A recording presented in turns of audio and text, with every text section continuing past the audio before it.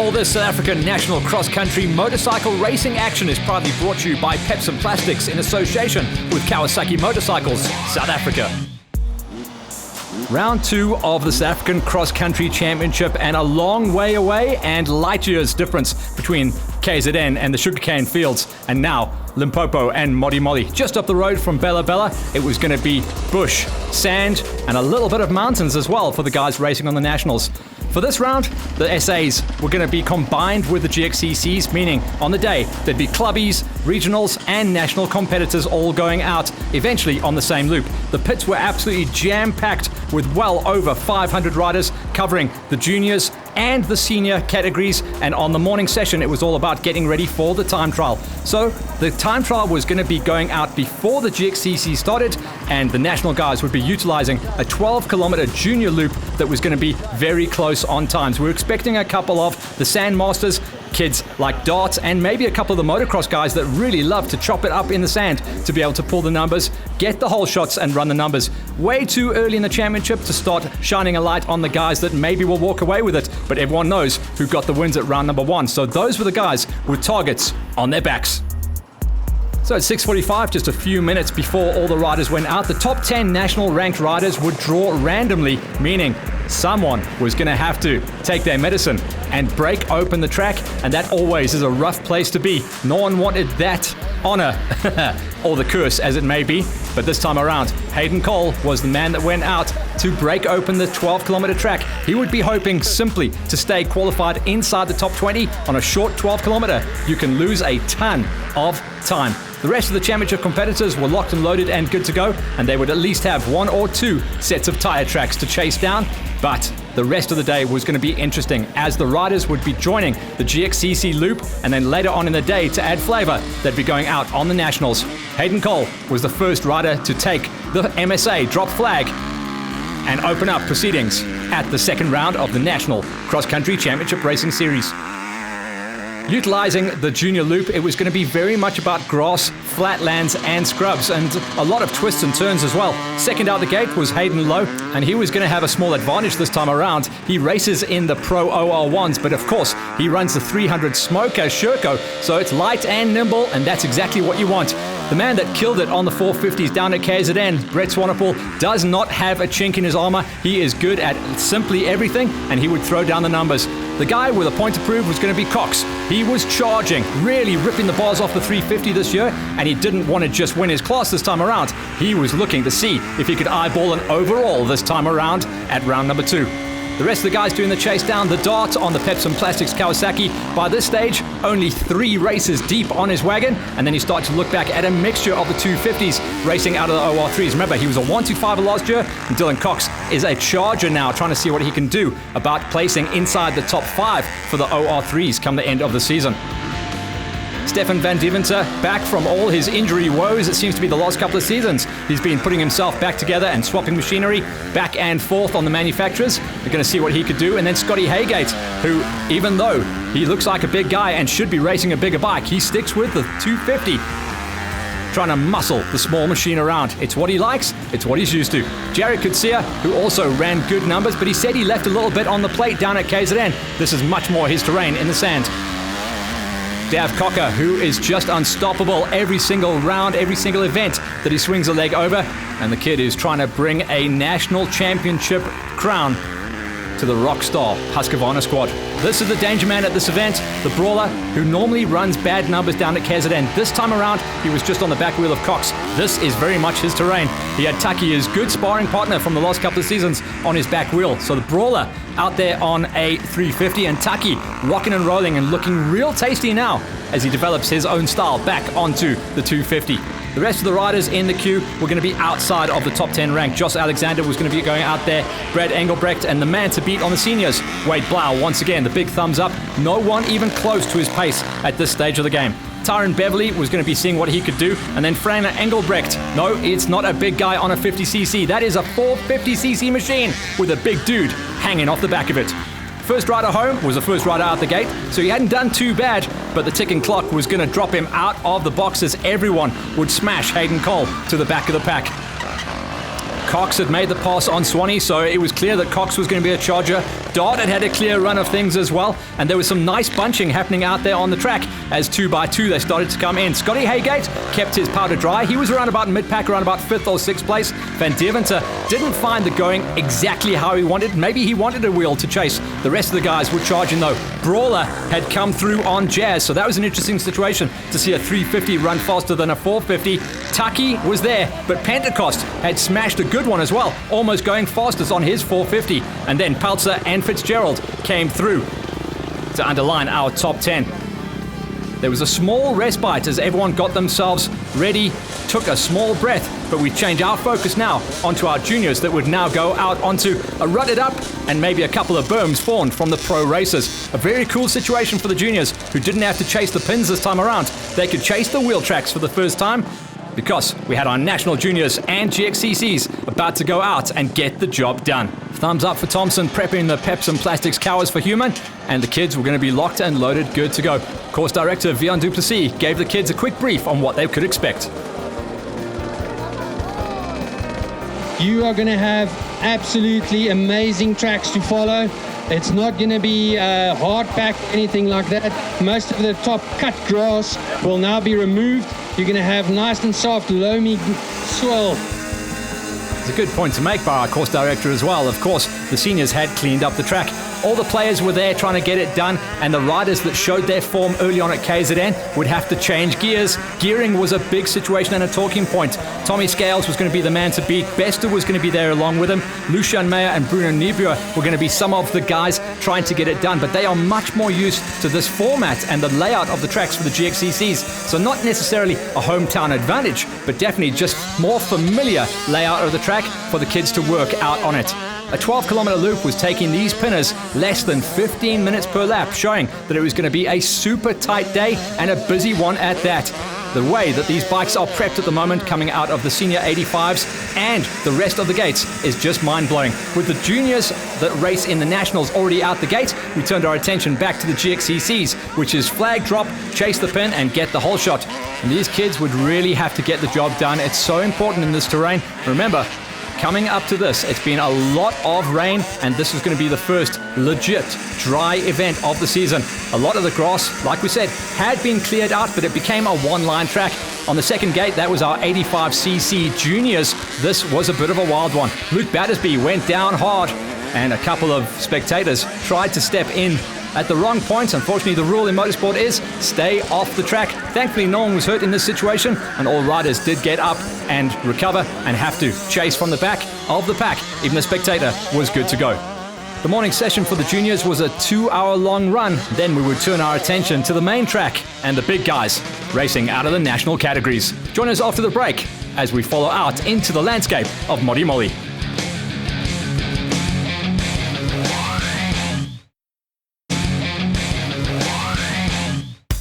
Welcome back to the second round of the South African National Cross Country Championship Racing Series, brought to you by Peps and Plastics and Kawasaki. Modimolle, the incredible venue just outside of Bella Bella. Kieran Fitzgerald was all smiles for now, racing and looking after 2 kids.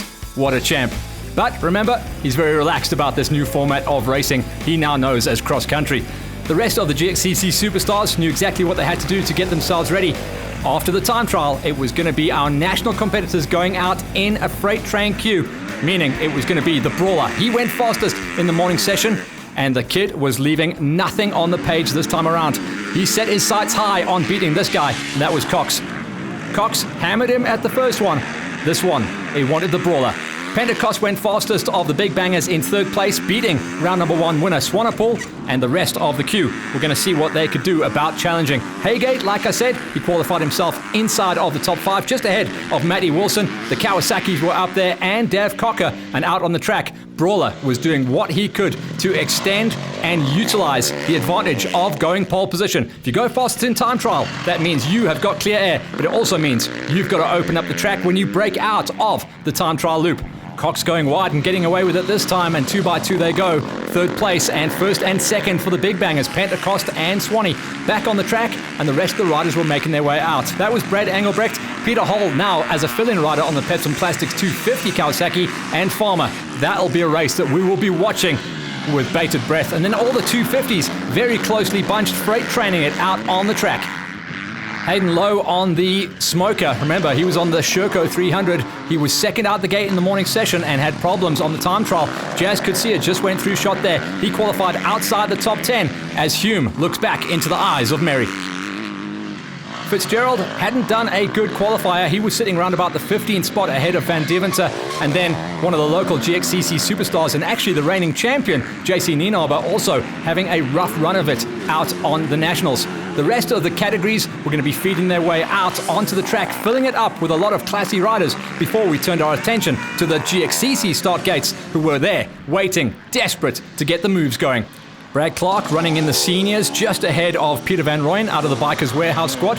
Peter's actually doing a good job this season under the guidance of Wayne Farmer. Back on the start line and everyone was getting super twitchy. Who are these national guys? We want to get the GXCCs running as well. With most of the big bangers out there as well, everyone had a different chance of going for the whole shot glory. Of course, the gates were going to be a little bit smaller on the pro categories out of OR 1, 2 and 3, but it also gave everyone else a little bit of an extra chance at chasing the cheese and running clear air.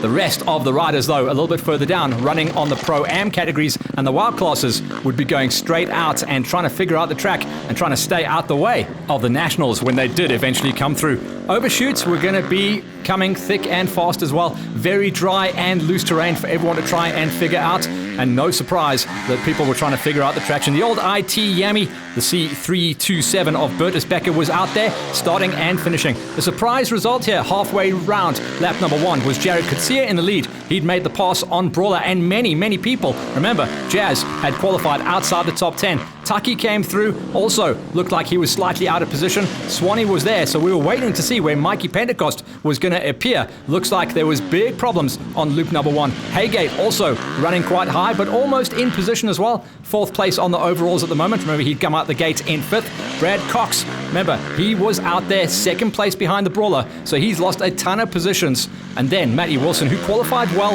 inside the top 10 and was looking to try and challenge as one of the top 250 riders, second only at the moment to Haygate, but importantly ahead of championship leader Cocker and Van Deventer. Cole had tagged onto the back end of Van Deventer and they were going to try and ride it out together. Now the top senior almost looping it out, and that was Dion DeToy on the Kawasaki. Here was Pentecost, so something clearly went seriously wrong for Pentecost, and a lot of riders way out of position on loop number 1. Definitely something in the offing, changing up positions.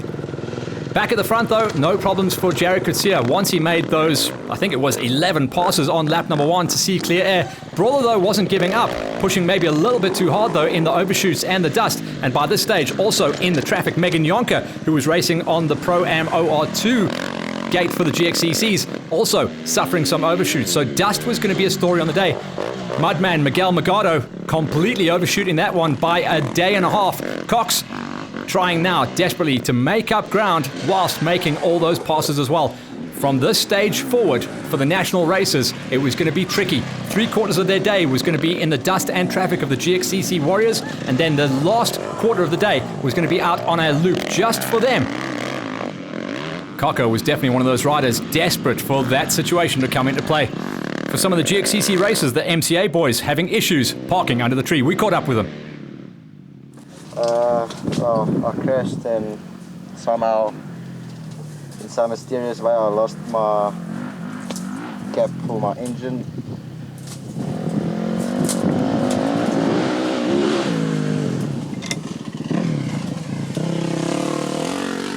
Yeah, there's definitely supposed to be something in the top of that, holding all that lovely black juice in there. For now, no problems on the factory KTM. Jazz getting it done. The Brawler just unable to close that dust gap as well. And while that was going on, we caught up with our national lady, roving reporter Megan Duplessis. Just had a foot and my handlebars moved. So who do you ask? You ask a cameraman and a couple of guys stuck on the side of the track. Thanks for the help, lads, as always. Cool to catch up with Megan. Out there on the track, Swanepoel was nicely rebounding. He'd got himself into a safe number 3 spot, but was also wondering why he had to pass a load of guys once again. Megan was out there getting the 350 moving once more. Kako was in good shape at this stage as well. He'll have been scratching his head at the end of loop number 1, having to make all those passes. Frana Albrecht dwarfing that bike once again and still making it count. The brawler at full flight is really something to behold. And the top national riders were coming into the pits. Check out the reaction from Swanepoel here as well. He just does not know what's going on. He's passed the same guy about 3 times. Don't worry, lads. Just keep racing. When the flag drops, we'll figure it all out. Swanee in good shape. Remember, he is your round number 1 winner. Taki coming through there. Well, that wasn't the flag for Taki. That was the flag for some of the GXCC racers. Cox comes through.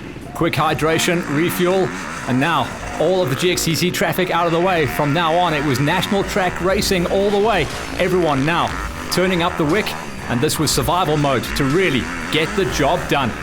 Remember, this is a national championship. You want the big number 1 plate. Kieran's got a few of those for MX, but he wouldn't mind seeing what he can do in cross country in only his first season. Join us after the break to see what goes down, and we start to climb the ladder and wrap up who were the players inside the top 5 of the categories at Modimolle.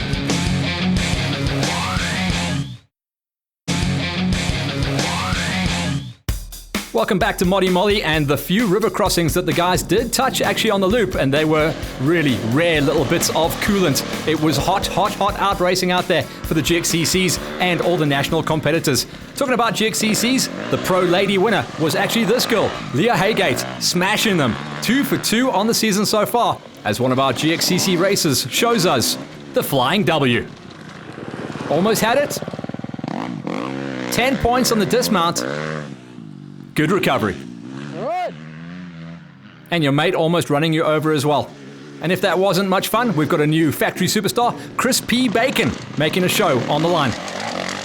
The seniors looked like they settled themselves down now. Dion du Toit, who was a little bit loose on the early laps, settled himself into a rhythm on his Kawasaki as we start to close in on the end of the race. Let's focus in on the Masters category, where we would expect to see Wayne Farmer and Peter Hall dicing it out. But let's climb the ladder. Martin Poole did a cracker of a job as always in 7th place. Peter Hall, who was right up there until lap number 2 where the back tyre collapsed, but he still brought the Pepsi Plastics Kawasaki 250 home, and that's points on the plate. Great to see Hall out there racing with us once again. Ernst Slabbert bringing home his machine on the Rubine Racing Squad in 4th. Farmer had to take a penalty on the day, dropping him down to 3rd place. That meant that Carl Milizaru was going to be up into the 2 spots, and incredibly enough, it was Greg Nan going 2 for 2 on the championship so far.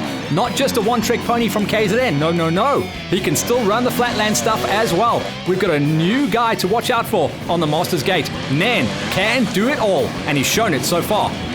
2 in a row for the KZN guy. Nan, confirmation on top. LaRue in 2nd. Farmer with that penalty in 3rd. Ahead of Slabbert, Hall, de Klerk, and Poole. Your top masters, and Greg Nan. He is going to be tough to beat in a short championship for 2021. After missing out the opening round, great to see Peter Hall back on the bike and rocking the Pepsi Plastics Kawasaki colors. Without a flat tire, he could have done a much better job. Into the seniors now as we start to climb the ladder. This is a story. Ronnie Fanta, normally Enduro superstar on the 199, got it done. Then up the road was Dion du Toit. He had some problems on that opening lap. One of the few riders getting lost out there as well. Stewie Gregory made the trip up, and so did Dirk Olivier. But they were all chasing down on one man, the almost unstoppable at this stage of the game, Wade Blau. He literally is running the lap times of our top pros at the moment. No one is close to the back wheel of Blau as we head into the halfway marker of the season. So it's 2 for 2 out of KZN and Modimolle for Blau on the Roost KTM ahead of Oliver. Great to see Gregory joining the National Championship foray in 3rd place ahead of du Toit and Fanta. Ronnie rocking it off the rocks and the flatlands. Yeah, good day out there. A really good off-road this. Very good, hard on the body, and but a really good off-road. But yeah, I just want to say thanks to the Roost, Cycleworks Suspension and Dunlop Tyres. Without them today, it would have been really hard. Let's go straight into the high school 125s where the 101 of Damon Cox made the trip up from KZN. He didn't like the terrain, but he still got the numbers on the page. John Buerta was expecting to run the numbers here, but he got beaten out by a lot of tasty riders. One of those was Derek Karam, who has had his problems on the season. It's only his first year on the 125s, don't forget. Dylan Jones, round number 1 winner, only one step back this time around. Second place keeps him in the championship hunt, but a new man, a new superstar to watch out for on the Sherco. Brandon Swanepoel surprised everyone and himself as he stood on the top step at Modimolle, beating out Jones. Jones should still remain in the championship lead though, ahead of Karam, Buerta, Cox, Alexander and Yonka. We caught up with Swanepoel after the event to talk about Modimolle. It was a flippin' nice, awesome day on the bike. The bike was working 100%. I'm glad with the way it performed, and I can't wait for round 2. In the OR3s, Cocker had one hand on the trophy until just kilometers before the end, and a mechanical stepped him off the box and out of the points, so he's going to have to really recover the rest of the season. Scotty Haygate, consistent as ever. You can bet your house that he's going to bring home the bacon. 6th place for him. Taki running the numbers. 5th place for the top Kawasaki rider running out of Peps and Plastics. Matty Wilson, who's charging hard in only his first season on the 250s, was up the road in a number 4 spot in very strong company as well. Van Deventer, like we said at the top of the show, coming back, getting his pace, getting his groove going. 3rd place for him. And then the 125 king from last year in his first season on the 254 strokes, Dylan Cox, 2nd place, and a standout ride going full goon and cannonball for us. It's all about Eric Merry, his best ever event on the GXCCs and Nationals, and we've got a new threat for the title.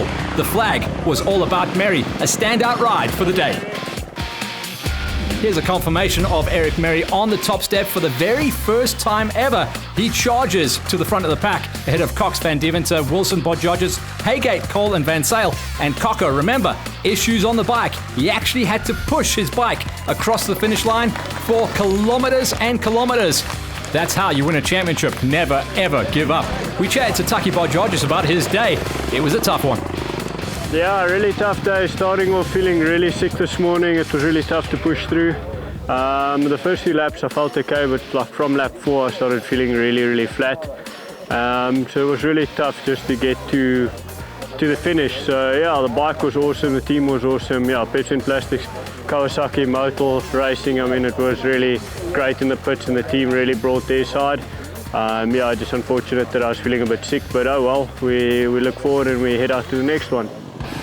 OR2s, and we climb the ladder from number 6. Brandon Kotzer in his comeback season, getting the numbers on the page. Great run for him. Marcel Meyer, normally a sprinter and much more technical terrain, it seemed to suit his riding style. The Devastator, Devon Smith, was running upside of a number 4. Kieran Fitzgerald came good, showing that he can turn his hand to absolutely anything that he wants to. Brad Cox, 2nd place, and he would have been able to possibly challenge for the win, except for some cooked brakes. That said though, the Brawler was on fire at the Modimolle event. He had to take a 2nd place bath at KZN. This time around though, the Brawler, that's Ian Rawle, goes 2 for 1. It's going to be the beginning of the championship battle now, as Cox has a win, as well as now the Brawler on top on the MCA Dragon Energy Husqvarna. Cox in the 2 spot will be happy with his riding. Didn't lose too many points in the chase. Fitzgerald, Smith, Meyer, Kotzer, Merry and De Silva, the OR2s, were banging at Modimolle.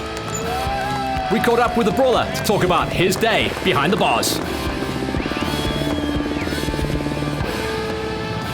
Yeah, definitely. It was a very challenging route, but so much fun.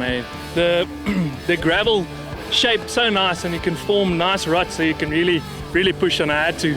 All the top oaks are here, so I have to give it my all, and yeah, paid off.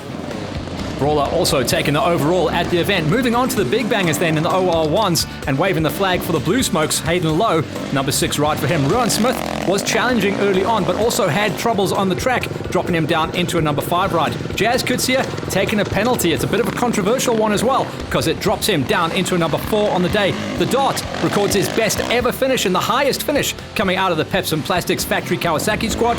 Pentecost kept his blade sharp and plowed through all of the dust after qualifying second. He finishes second, and Swanepoel goes 2 for 2. So we've got a couple of double winners on the season, and Swanepoel is going to be tough to beat. Remember, this is his first year on the Big Banger, staying with the Rockstar Husqvarna squad. So confirmation of Swanee on top. Pentecost coming to life at this round as well, after having to take a penalty at round number 1. Lovejoy and Kawasaki into 3 spot ahead of Kutsia, Smith, Lowe, Beverly, and Fanny Kirk.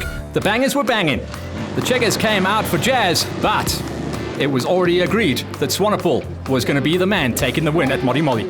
Yeah, there was a little bit of confusion on the route with regards to the green stickers. They use green stickers for cautions as well as for no-go, so it was very confusing to, like, if you do overshoot, whether it's actually an overshoot or not. So I mean, I think I've gone wrong on the first lap, but nevertheless, I had a pretty solid race. I had no idea where I was half the race, but my bike went really well. I've been doing a lot of work with plush ride suspension from Cape Town, and we've made huge improvements on my setup, and I just need to give it up to Mark for that help, and to my team, Brother Leader Trade KTM, for getting me out here, and yeah, just really lucky and privileged to race my bike. Great job for the GXCC Club hosting round 2 of the South African Cross Country National Racing Series. Round 3 up in Vryburg on the 29th of May. We'll see you there.